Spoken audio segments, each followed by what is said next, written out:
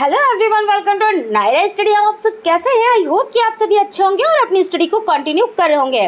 Friends, आज का जो वीडियो है वो आप लोगों के लिए बहुत ज़्यादा खास होने वाला है, क्योंकि आज हम बात करने वाले हैं कि आखिर आप लोगों के एग्ज़ाम होंगे कब, यानी डीएलएड फर्स्ट सेमेस्टर और थर्ड सेमेस्टर के एग्ज़ाम कब तक होंगे, परीक्षा फॉर्म कब तक भरे जाएंगे और तैयारी हमें आपको कैसे करनी है।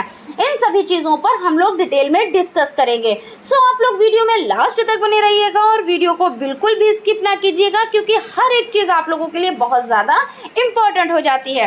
तो सबसे पहले हम बात कर लेते हैं कि आखिर एग्ज़ाम कब तक होंगे या जो परीक्षा फॉर्म है तो वो कब तक भरे जाएंगे। तो सबसे पहले हम बात करते हैं आखिर एग्ज़ाम कब तक होंगे, ठीक है ना।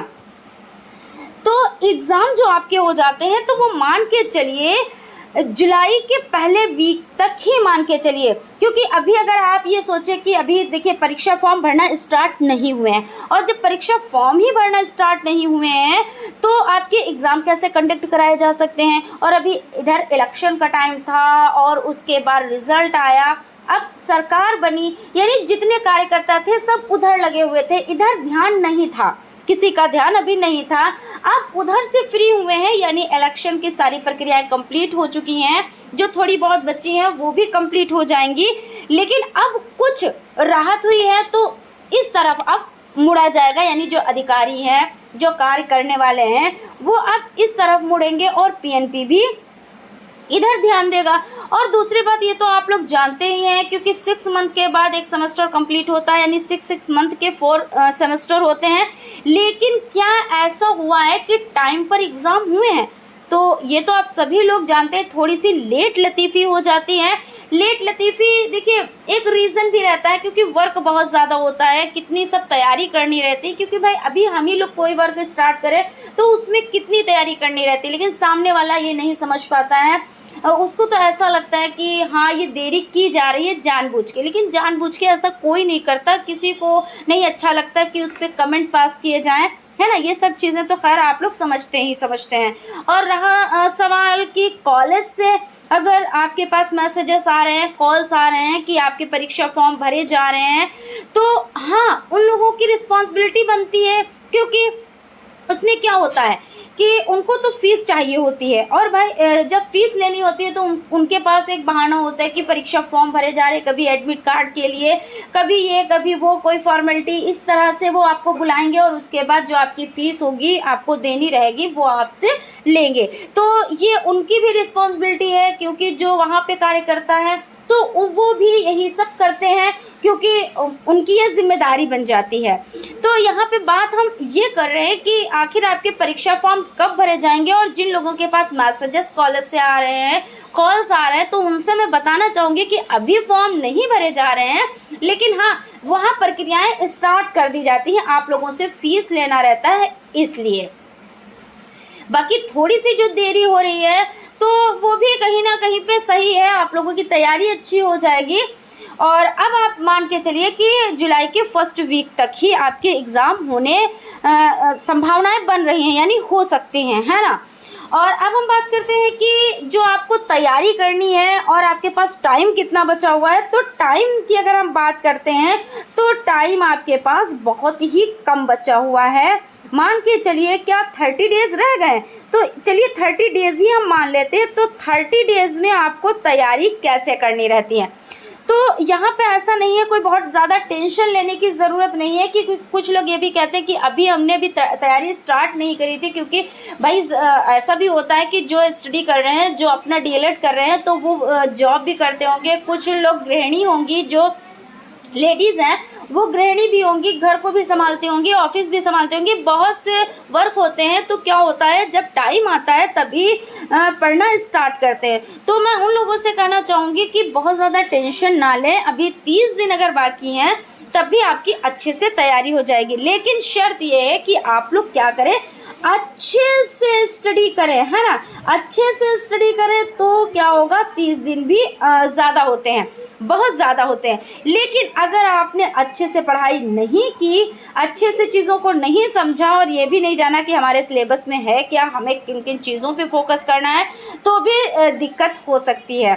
तो मान के चलिए देखिए 8 सब्जेक्ट हैं, तो अगर आपने 8 सब्जेक्ट में भाई 1 वीक में 2 सब्जेक्ट आपने कंप्लीट किए तभी आपका हो जाएगा। लेकिन उसके लिए भाई आपको डीपली स्टडी करनी रहेगी। अब आप कहेंगे कि मैम हम नोट्स कहाँ से लें, कैसे हम पढ़ें, तो हम सभी चीज़ों पर बात करेंगे। तो सबसे पहले आपकी बात हो जाती है नोट्स की, ठीक है। तो आपको हमारे चैनल के माध्यम से फ्री पीडीएफ नोट्स प्रोवाइड हो रहे हैं, प्लस क्लासेस भी कंटिन्यू कराई जा रही हैं। जो क्वेश्चंस पेपर है उनको भी सॉल्व कराया जा रहा है। और आपको पता है जो क्वेश्चंस पेपर होते हैं ना, उनको सॉल्व करने से बहुत ज़्यादा बेनिफिट मिलता है। फर्स्ट सेमेस्टर वाले तो हो सकता है भी इतना यकीन नहीं कर पा रहे हो, क्योंकि जब कहते नहीं कि एक बार वहाँ पे हम पहुँचते हैं और उसके अकॉर्डिंग वर्क करते हैं तभी चीज़ें हमारी समझ में आती है कि हाँ मैम सही कह रही थी या नहीं कह रही थी, क्योंकि विश्वास बनाना भी बहुत बड़ी बात होती है। लेकिन थर्ड सेमेस्टर वाले तो बहुत अच्छे से समझते हैं कि जो क्वेश्चंस पेपर होते हैं वो कितना हेल्प हम लोगों को करते हैं। और हमें दो चीज़ें क्या बहुत सारे फ़ायदे होते हैं, लेकिन 2 चीज़ों पे हम बताएंगे कि सबसे पहले हमारे देखिए 50 से 60% चीज़ें हमको प्रोवाइड हो जाती हैं सिर्फ पेपर सॉल्व करने से। और दूसरी बात हमें ये भी पता हो जाता है कि हमें कैसे कैसे किस तरीके से लिखना है। तो ये 2 चीज़ें मोटी मोटी हमने आपको बता दी। बाकी तो भाई बहुत से बेनिफिट हैं कि आप तैयारी करोगे तो आपकी अच्छी से तैयारी होगी, आपके अच्छे नंबर आएंगे, सभी चीज़ें। और हम लोग कर भी इसीलिए रहे हैं कि अच्छे नंबर आपको प्रोवाइड हों। तो ये तो बात हो गई कि आप कहाँ से पढ़ेंगे और कैसे तैयारी करें। तो सबसे पहले मैं कहूँगी कि आप बहुविकल्पी जो क्वेश्चन हैं उनको रट लीजिए। बहुविकल्पी क्वेश्चन से उनको रट लीजिए सभी सब्जेक्ट्स के, ठीक है। उसके बाद आपके जो अति लघु उत्तरीय प्रश्न हो जाते हैं उनको क्या करना है, उनको भी रट्टा लगा लेना है। अब आप कहोगे कि मैम रट्टा लगाने की आप बात कर रहे हो, तो जी हाँ बिल्कुल हम कह रहे हैं इनको एकदम से इतना अच्छे से याद कर लीजिए, इतने अच्छे से याद कर लीजिए कि कहीं पे कंफ्यूजन रहे ही ना, ठीक है ना, कि कंफ्यूजन की कोई जगह ही ना रहे। तो आप ऐसे, अब रहा लघु उत्तरीय प्रश्न, तो लघु उत्तरीय कभी भी रट के मत पढ़िए। रट के क्यों नहीं पढ़े, क्योंकि भाई लघु का मतलब होता है बड़े क्वेश्चन सॉल्व करना। तो आपका अति लघु यानी 2 क्वेश्चन, अति लघु के 2 क्वेश्चन मिला के ये एक क्वेश्चन बनता है। तो मतलब आपको क्या है समझना है। मान लीजिए जैसे क्वेश्चन हो गया कि बाल विकास से आप क्या समझते हैं, तो भाई बच्चों का विकास बाल विकास होता है ना। इसकी अवस्थाएं कितनी होती हैं। अब आपका देखिए 2 क्वेश्चन हुए और हो सकता है ये दोनों क्वेश्चन मिलके एक क्वेश्चन हो जाए। तो अवस्थाएं देखिए हम लोगों ने कितनी पढ़ी, तो भ्रूणावस्था होती, शिशुअवस्था होती,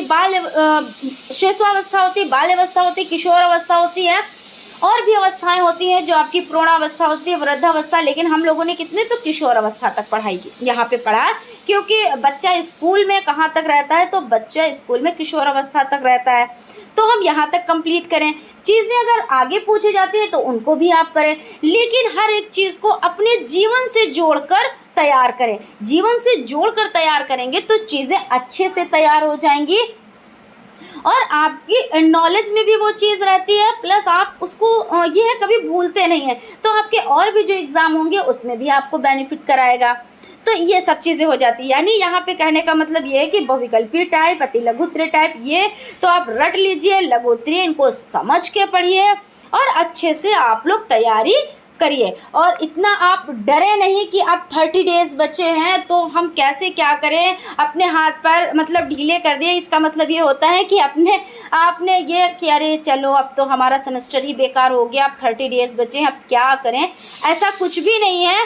अगर आप लोग अभी से पढ़ाई करना स्टार्ट कर देते हैं, अभी आप लोग क्या करें, इसके लिए आप लोग चैनल को सब्सक्राइब कर लें और जो भी फ्री पीडीएफ नोट्स आपको प्रोवाइड कराते हैं वो आप लोग उसको अच्छे से पढ़ें, क्लासेस ज्वाइन करें और आप लोग अच्छे से तैयारी करें। और रहा सवाल एग्ज़ाम की डेट का या फॉर्म फिल करने की डेट का, तो वो आ जाएंगे। जैसे ही आएंगे हम आप लोगों को बताते चलते हैं, अपडेट कराते हुए चलते हैं। ऐसा नहीं है कि कोई चीज़ हम छोड़ते हैं, तो ये भी हम बताते हुए चलेंगे। और दूसरी बात ये हो जाती है कि अगर टाइम पीरियड बढ़ रहा है तो बेहतर है, क्योंकि ख़राब होने से अच्छा है चीज़ें बेहतर हो, भले टाइम ज़्यादा लग जाए। तो टाइम अगर ज़्यादा लग भी जाएगा तो कोई इसमें दिक्कत परेशानी नहीं होनी चाहिए, ठीक है ना फ्रेंड्स।